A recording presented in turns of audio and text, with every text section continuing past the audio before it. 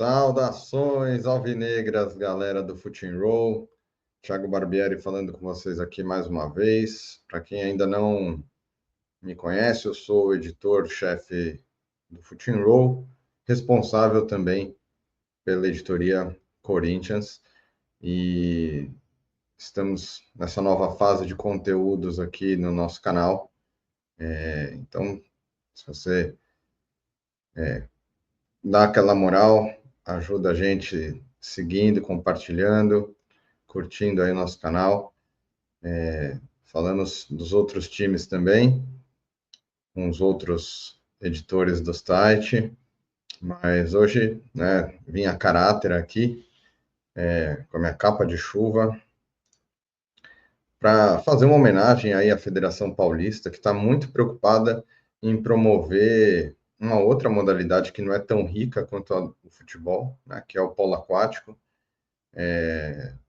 sem se preocupar com a qualidade do produto que está entregando, né, os jogos que são lastimáveis, sem se preocupar com a integridade física dos atletas, sem se preocupar com a qualidade do gramado, com a recuperação desses gramados, sem se preocupar com os torcedores que, né, passam por humilhações, verdadeiras humilhações, né? Quem viu já no fim de semana, no Majestoso, Corinthians e São Paulo e Corinthians no Morumbis, né, as arquibancadas parecendo piscinas, né, horas antes do jogo iniciar.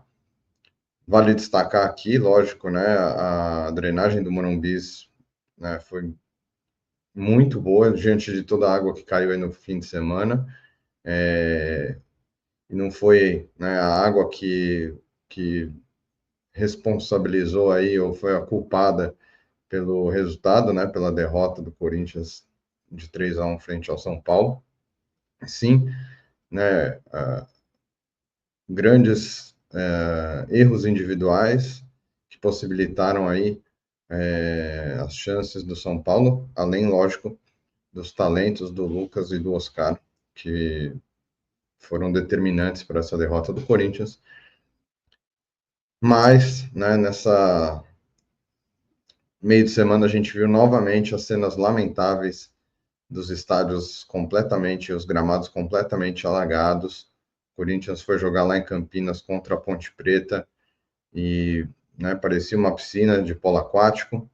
Então, parabéns, Federação Paulista, por saber promover o espetáculo, por cuidar do seu produto, por cuidar dos atletas, da saúde, dos seus representantes aí, e por impulsionar, né, também uma modalidade que é tão importante quanto o futebol, mas que no Brasil, infelizmente, não é valorizada. Então, uma salva de palmas aí à Federação Paulista por incentivar a prática do polo aquático, certo?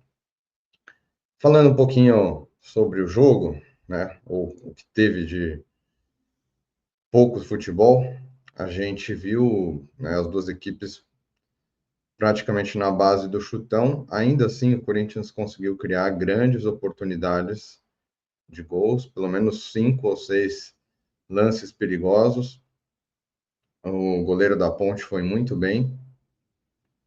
A Ponte já perdendo o jogo, foi para cima do Corinthians nos minutos finais. Aliás, os minutos finais tão intermináveis quanto janeiro, né?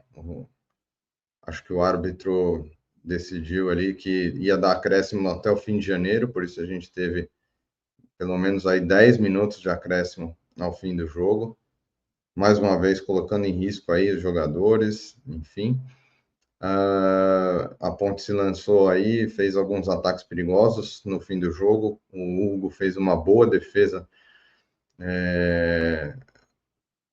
numa cabeçada do jogador da Ponte, mas o Corinthians conseguiu um resultado importantíssimo, né? A quarta vitória em 5 jogos nesse início de Campeonato Paulista, que a gente sabe aí que está com todos os problemas que a gente vem falando desde o começo da temporada, né? De uma pré-temporada curta, das pessoas, dos jogadores terem que jogar a cada 2 dias, os times tendo que revezar os elencos, colocar meninos para entrar em campo, né, para revezar com os profissionais, os reservas, enfim. O Corinthians ainda não repetiu nenhuma escalação e não deve repetir novamente no próximo jogo contra o Noroeste, até porque, né, daqui uma semana tem o derby contra o Palmeiras, jogo importantíssimo, onde sim o Corinthians deve ter a sua força máxima. O destaque individual do jogo, aliás, dois destaques individuais. Primeiro, o Félix Torres, que foi muito bem na defesa, né, com campo molhado, encharcado, não quis fazer gracinha, não quis sair driblando, foi bicão para frente, zagueiro raiz, como tem que ser. O Tchoca, mais uma vez, também muito seguro, né? E o Corinthians viveu ali dos chutões para frente, as arrancadas do Yuri. O Yuri perdeu aí algumas oportunidades, acho que ele está ansioso para fazer o primeiro gol esse ano, né? Depois de terminar aí 2024 como artilheiro da temporada.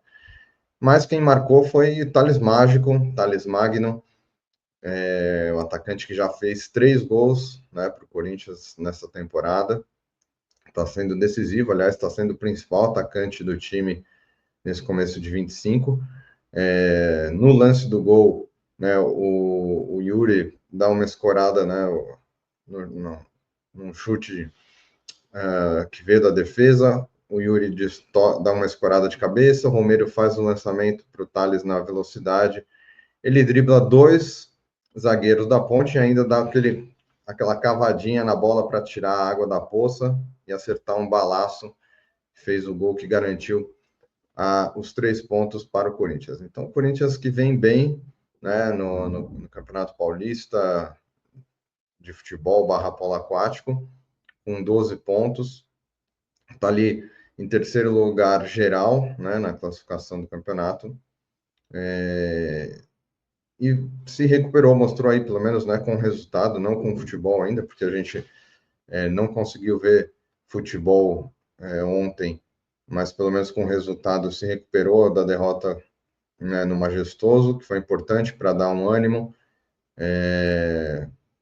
e aí o Corinthians segue a sua preparação, né, reforçando que o grande objetivo aí nesse começo de ano é o jogo do dia 19 de fevereiro pela Libertadores, então a preparação está sendo bem feita, bem conduzida pelo Ramon Emiliano, fazendo a rotação dos jogadores, evitando lesões, não tendo desgastes e conseguindo os resultados, que é muito importante, né? Afinal, o ano passado a gente lembra que nessas comparação das 5 primeiras rodadas foram 5 derrotas, né? E queda do Mano Menezes, o Antônio Oliveira continuou também com uma campanha sofrível. Então é importante o Corinthians ir acumulando aí bons resultados para conseguir traçar e alcançar objetivos maiores aí na temporada, né? Como a gente já comentou aqui também, o principal deles é sair com pelo menos um título, né, depois de tantos anos sem conquistar nada. E o Thales, né, só para destacar aqui, além de ter sido o artilheiro da noite, não vai jogar o próximo jogo contra o Noroeste, porque ele está, né, embarcando para os Estados Unidos para fazer ali a atualização do seu visto, né, como ele tem o Green Card, né, lembrando que ele veio emprestado do New York City, então ele tem residência nos Estados Unidos. Por questões burocráticas da imigração americana, ele precisa estar nos Estados Unidos e volta no fim de semana, mas com certeza no próximo jogo estará aí reforçando o elenco corintiano. E aí, gente, uma outra polêmica, né, que eu acho tão besta quando a gente vê esse tipo de polêmica, né, no futebol, enfim, mas tem essas...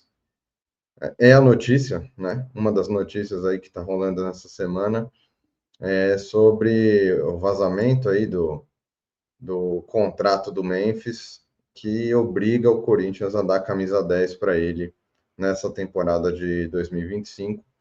Lembrando que ele jogou com a 94 o ano passado, esse ano também tem atuado com a 94 nos jogos que entrou, e a 10, né, de Rodrigo Garro que foi o melhor jogador do time o ano passado, com muitos gols, muitas assistências, destaque no Campeonato Brasileiro, enfim, o verdadeiro camisa 10, né, um jogador clássico que fazia tempo que a gente não tinha no elenco um jogador dessa qualidade, com a camisa 10.